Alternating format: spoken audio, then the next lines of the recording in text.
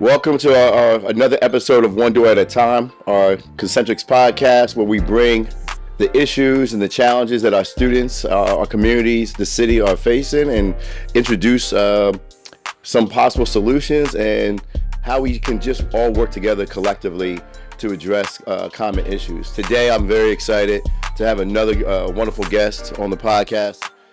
I've known this brother for so long, 20 years now, Mr. David Miller. He has revolutionized the work around Black mental health, has done a great amount of work with literacy, from Baltimore, has just experienced every aspect of it. And so, with no further ado, I love just to introduce yourself, Dave, and just talk about things that you do. Well, first of all, brother, from one black man to another, super proud of the amazing work, the deep end work that you guys are doing in schools. I think oftentimes people sit on the sidelines and pontificate about what needs to be done, and you guys and your small army at Concentrics is really doing the deep end, day-to-day work with young people, particularly around inspiring young scholars, as well as helping young scholars who may have issues, particularly around behavior or around circumstance in terms of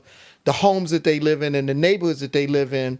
You guys are doing the real deep end revolutionary work. So I just want to thank you, man. But I always tell people, man, I'm that around the way kid that really struggled. I went to Ashburn Elementary School. I went to Pimlico, and then I went to Walbrook. But I really struggled academically. I really believe that I really disconnected from school around the fourth grade because school didn't really have meaning and purpose. And it wasn't that I didn't have good teachers. I just really disconnected from the content. And my saving grace was my parents took me and my brother to the Enoch Pratt Free Library. And we went to the library every other weekend, and I fell in love with books. Even though if you look at, and a lot of times when I speak at schools, I show kids my report card. There was nothing about my report card that said college. There was nothing about my report card that said I would be a future leader. But because my parents thoroughly immersed me into literature and books, that was my saving grace. Connecting to books like Man, Child in the Promised Land by Claude Brown, and the autobiography of Malcolm X, and then meeting James Baldwin through literature in like the sixth grade. I mean, I'm reading Baldwin in the sixth grade. I'm reading Souls of Black Folks by Du Bois. That's a heavy read. In the seventh grade. That's heavy reads. But my grades, if you look at my report cards, my grades were horrible. But I was immersed in reading. So literacy is always going to be, for me, part of the solution. Absolutely. If we want to change the trajectory of particularly urban students. Talk about that, right? Talk about right now. There's so many things and I think you and we've both seen all these things happening in Baltimore. From you being a resident here, and then me coming here late '90s, is that it's a struggle. It's a struggle. The brothers and sisters are really going through a lot, and when we drive around, whether we're in schools or visiting homes, we're seeing a lot. Like, what is your opinion or your viewpoint on where Baltimore is now, particularly with young people? So, in my estimation, Baltimore is literally one of the greatest cities in America, with a level of resiliency among the people that I just don't see when I travel. Like you, I get a chance to travel extensively, both domestically and internationally, man. And I always tell people about the great amount of love and admiration that I have for the resilient work ethic of people in Baltimore. I think that the challenge has been, there has to be a greater commitment to families. If we want children to do well academically and socially, we have to invest in families in ways in which we haven't. And when I say investing in families, oftentimes what you have, depending upon the zip code that you live in, you have a lot of families that are struggling financially, yes, emotionally, and socially. And so when you have parents moms and dads and grandmoms and aunties that are raising children in economically depressed communities.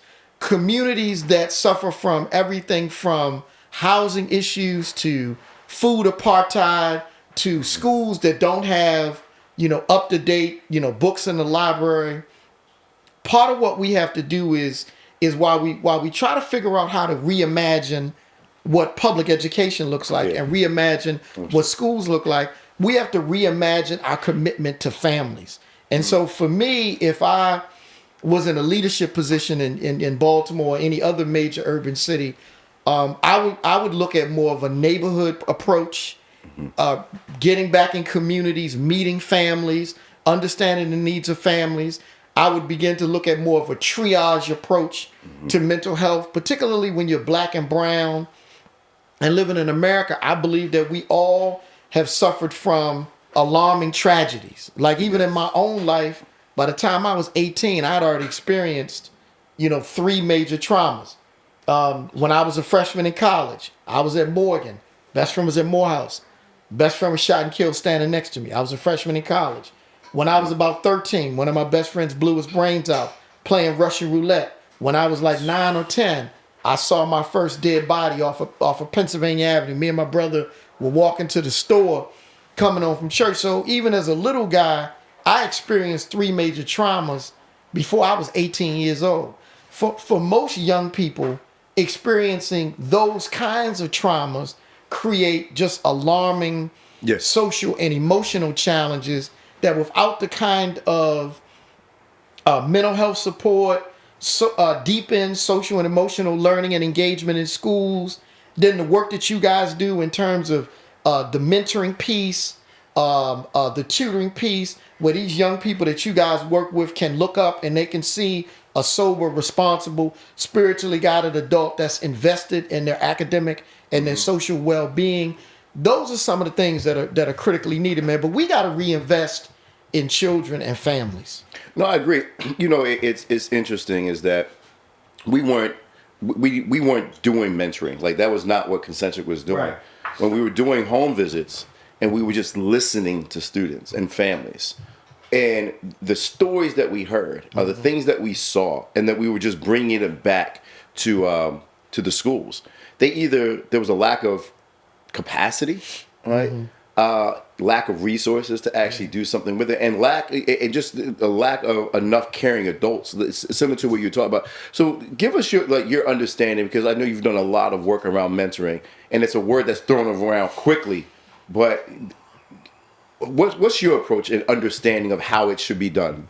So if you looked at the lives of most successful people at a glance, they can identify whether formal or informal mentoring relationships. Formal meaning it could have been you had a formal mentor when you were in high school, or you had a formal mentor when you were undergraduate student, or informal mentors. Like I was mentored formally and informally. I was mentored by upstanding black men and women in the city of Baltimore, but I was also mentored by drug dealers. I grew up around, drug dealers, so I understood how to hustle. I understood the landscape of that world, but at the same time, I had a balance because I was meeting people, at 10, 11, and 12 years old who had graduated from college, who had terminal degrees, whether it was a PhD or a doctorate in medicine or in pharmacy. And so when we talk about this mentoring experience, it is a well-rounded experience. The brother who works for the post office, the guy who works for Baltimore City Department of Sanitation, but then the sister who may be teaching at Towson State University. Our children need a well-rounded mentoring experience to get to the next level. Once again, there's a mentoring shortage, if you will. Absolutely. In a city like Baltimore. There's a huge mentoring gap. Most young people, and even though they may not necessarily admit it, and many of them may not necessarily have the language to articulate the fact that they want a trusted, responsible, spiritually guided adult in their life, That's what they really want. And the research not only bears out that more young people want mentors than are able to access mentors, but then the research tells us, if you look at the research at Mentoring Inc. Yeah.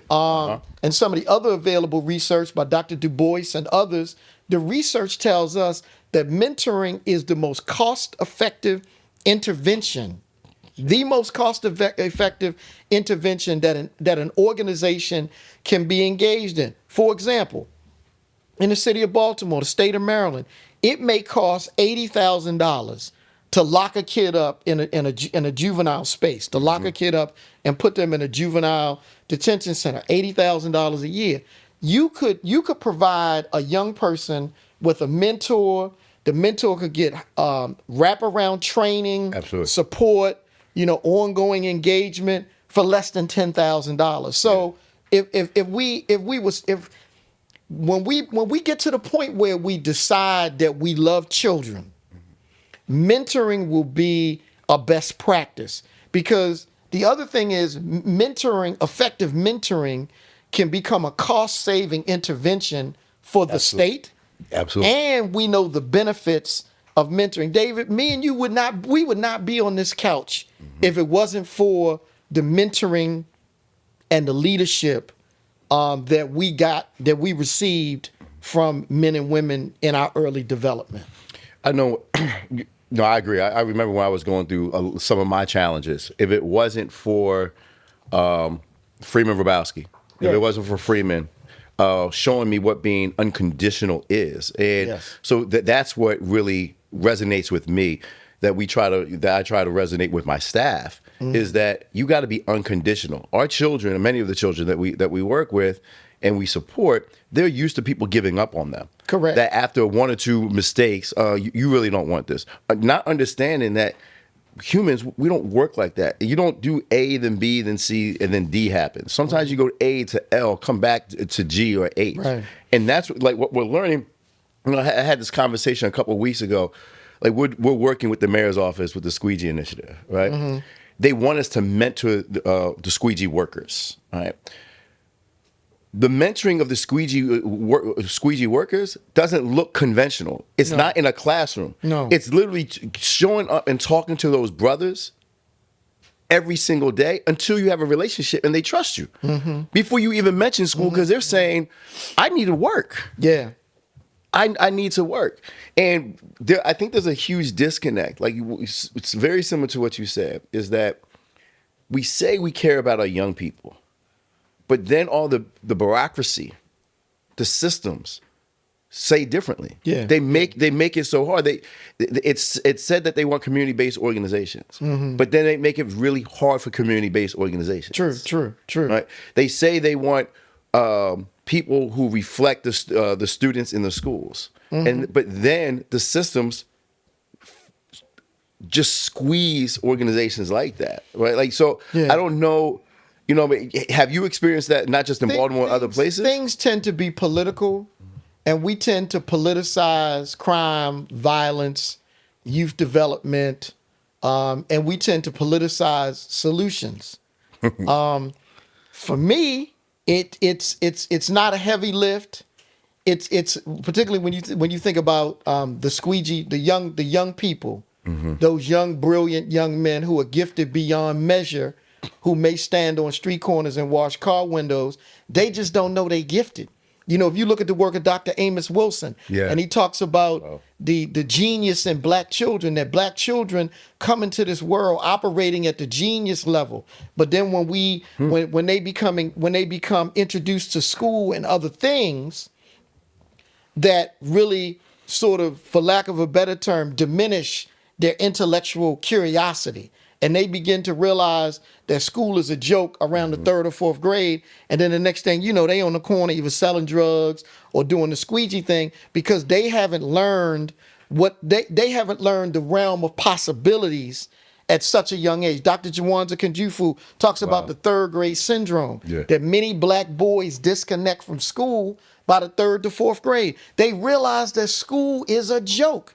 And so when you think about solutions in terms of the ways in which we engage the squeegee kids or other young people that are thoroughly engaged in that street lifestyle, there has to be a different kind of academic intervention. Like if I had the resources, I would take 15 or 20 of those young brothers and we would go to Ghana for the summer.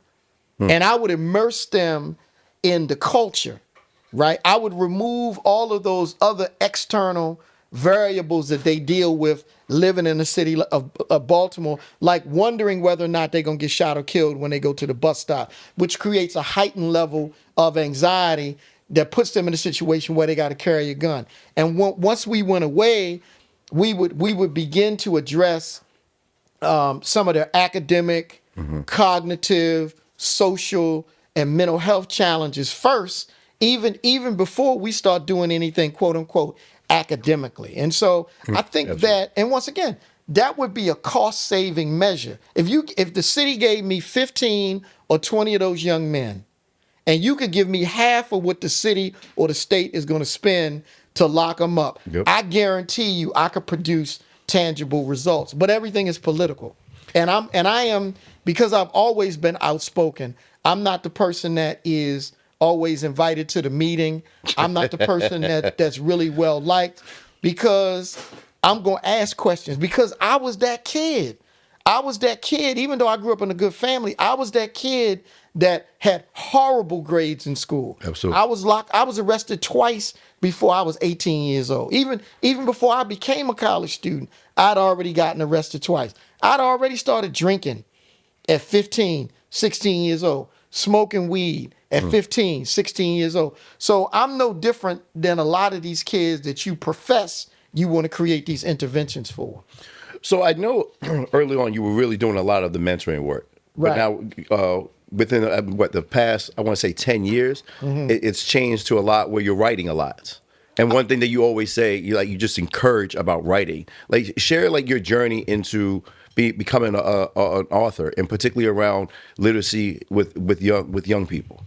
So, and again, it goes back to my early development, being in the Pratt Library system, reading National Geographic magazines as a boy, as a little guy, and not actually understanding, where India was in relationship to where Baltimore was, or not understanding where at the time it was Russia, where Russia was, or where Afghanistan was, or where Senegal or Morocco was in relationship to Baltimore. But I was always fascinated by the pictures, the food, and just all of the cultural dynamics of what I was seeing in terms of life overseas through National Geographic magazine. So books have always helped me dream. And even when I've gone through my darkest periods of life, being able to read has been one of the defining things in my life. And so for me, it was just a great natural transition to write. And when my children were younger,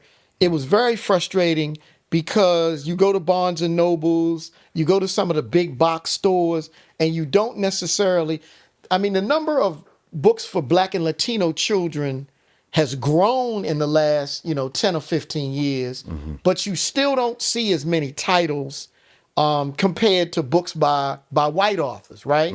And when you do research around children's literature, the industry is not diverse at all. It's mostly white women who write the vast majority of children's books. Most of the literary agents do not look like me, do not look like you. When I did my first book, my illustrator is Jerry Craft. Many people are fans of Jerry Craft. Jerry Craft is the hottest graphic novelist in the country. He's won almost every major literary award you can win for children's publishing. He won the Newbery Award, Coretta Scott King, Caldecott. Oh, wow. And so he was my first illustrator for one of my books. And the story it's called Khalil's Way. It's a story about a young Black male. He's 11 years old. He's a super cool kid. He's a math genius, but he's being bullied and picked on in school. We shopped it to about 60 to 70 publishing companies, and we started getting all these rejection letters. Had a conversation off the record with a publishing company, and they told me Black boys don't read. Wow. And so I decided then that I just wanted to be in what's called an indie author or independent author, where I'm interested in getting a book deal if it comes, but I've already written 9 highly successful children's books that are all over the world. My books are in Senegal.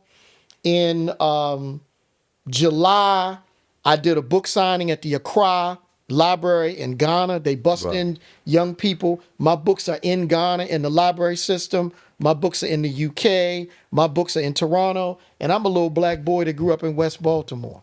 And so I decided that I have a very unique writing style that children really, really enjoy. And my writing style is I take sort of a backdoor approach to introduce children to, African or African American history. Many of the characters in my book are named after historical figures that most children have never even heard about. So, for example, in Brooklyn's Finest, the Green Family Farm, one of the lead characters' names is the boy's name is Booker Taliaferro Washington Green. So he's named after Booker T. Washington.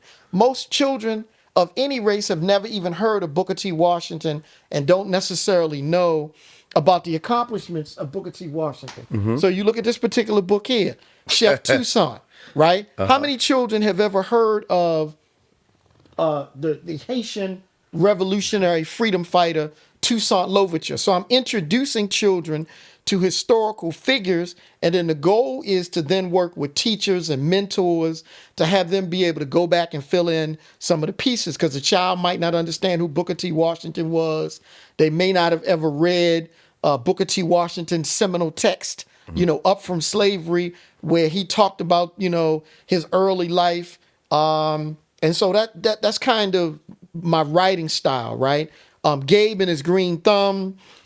With your support, we just blessed some children at Ashburton Elementary School. They just got copies of the books. I want to thank you for the sponsorship.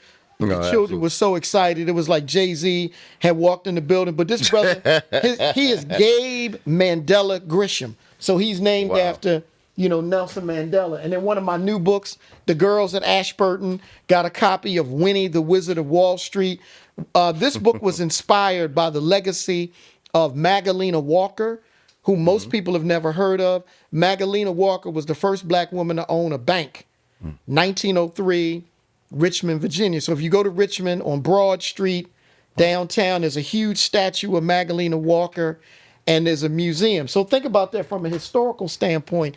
You got a black woman that was courageous enough to open a bank less than 50 years after the signing of the Emancipation Proclamation. Wow. So our history is so vast that a lot of times we try to beat the children over the head with the history. I try to take a backdoor approach to introduce the children to history. My new book will be out in 30 days. Okay. It's called Ida B, the Beekeeper. The book is named after Ida B. Wells, who was another tremendous freedom fighter. Ida B. Wells was a journalist and an activist. She wrote an amazing piece called the Red Letter, which talked about the lynching of black people around the turn of the century. But in this particular book, the lead character is 8.5 years old. Her great-grandmother was named after Ida B. Wells, the freedom fighter. Her family has been raising bees and selling honey for over 100 years. Wow. So it's an amazing story about a family, a black family that owns bees and raises bees. And then in June, I believe my most defining work will be coming out. When I say defining work, over the last 10 or 15 years that I've been writing children's books, I'm doing a book on Kwame Nkrumah. Wow. Who went to Lincoln. I know you graduated from Lincoln. A lot of people have never heard of Nkrumah. Yes. Nkrumah was the first president to liberate Ghana in 56. When I was in Ghana over the summer, I had a chance to meet Nkrumah's daughter, Samaya. So that book will be in English, and it'll be translated in Twi. Twi is one of the more widely spoken languages in Ghana. And then I'm going to take about 5,000 copies of that book to Ghana. And I'm just going to hang out, man, and just sign books. I'm going to go to rural villages. We're definitely. I'm going to just kick it, man. I'm definitely going to, we're definitely going to support that. In closing, with everything that you've seen, one of the biggest challenges I think I have felt, it collectively, and historically it's supported why it doesn't happen, but from your perspective, how can we get more Black companies to work together Yeah. to create some of these solutions? Because So it's a struggle. It's like it is, man. But I think it goes back to, our history, man. I was heavily, I was heavily involved in and have been in so many grass movements, over the years. But then I've also been heavily inspired by books and literature. Again, reading about Elijah Muhammad and the starting and how Elijah Muhammad started the Nation of Islam, or reading about Marcus Garvey, right? And this whole notion of, doing for self and kind, that, particularly when we think about the Black and Latinx community, we got all we have everything we need. Yeah. We ain't got to be begging folks, but it requires a level of critical consciousness, and it requires a level of activism that I think we like to celebrate during Black History Month. I mean, when you look at the Black Panther Party, right?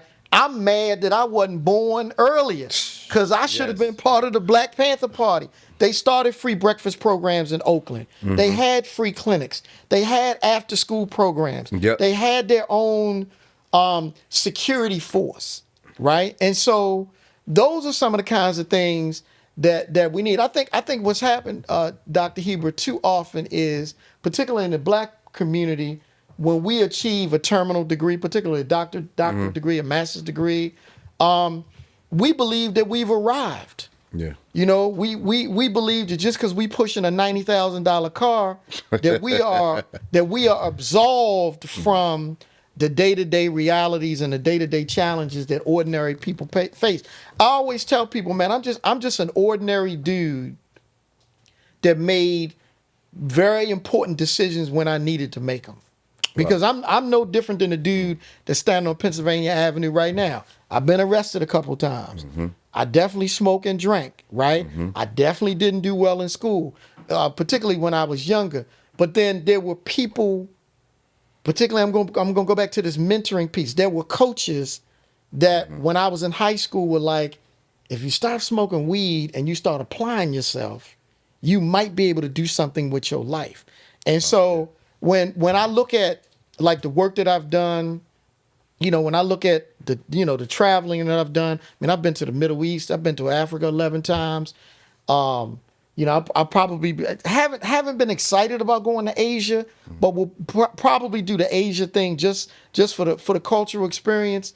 Life is bigger than Pennsylvania Avenue. Life is bigger than Park Heights. But if we don't provide children with sober, responsible, spiritually guided mentors that can help them envision a life that's bigger than a chicken box and a half and half, they only gonna see the neighborhood. Wow.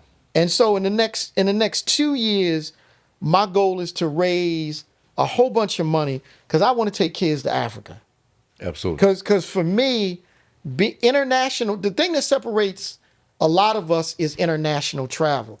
See, a lot of times we think going to Mexico a big deal, right? But I'm talking about doing that 13, 14-hour plane ride, going to a Black nation, going to Africa, going to Brazil, going into Dominican Republic, going to St. Martin, being able to thoroughly immerse yourself in the culture can be a game changer for children, man. I appreciate all that. You're kind of rounded out with this, is that while I was pursuing all this so-called formal education, one of my fraternity brothers, he skipped going to grad school. He took his time through undergrad. I think like 6 or 7 years. But I remember when he came, when he's a math teacher. Okay. But one of the greatest things that he ever did during his 20s, while everybody else was trying to go get a master's and stuff like that, every summer he would literally just travel. Yeah. And he backpacked through South America. He backpacked through Asia to Africa. And he said that was the greatest education he ever received. Yeah, yeah. But I want to say thank you. I appreciate you stopping by the couch, one door at a time. Always insightful, always going to be supportive and appreciative of the work that you're doing. And I just want to, again, on behalf of all the work and people that you've impacted, the children, both abroad and domestically, just continue to keep up the struggle, the fight, and for liberation. Thank you. I want to you thank you guys so much. continue the mighty work that you guys are doing, because you guys are doing deep in work, touching the lives of children that need to be able to dream. Too many of our children have forgotten how to dream. I appreciate it. Thank you for joining us for another episode of One Door at a Time, Concentrics podcast, where we talk about the issues facing our young people in our communities, and then the solutions and the people who are doing the work every single day. As always, you can follow us at concentric.world for all of our social media and content, and see you next time.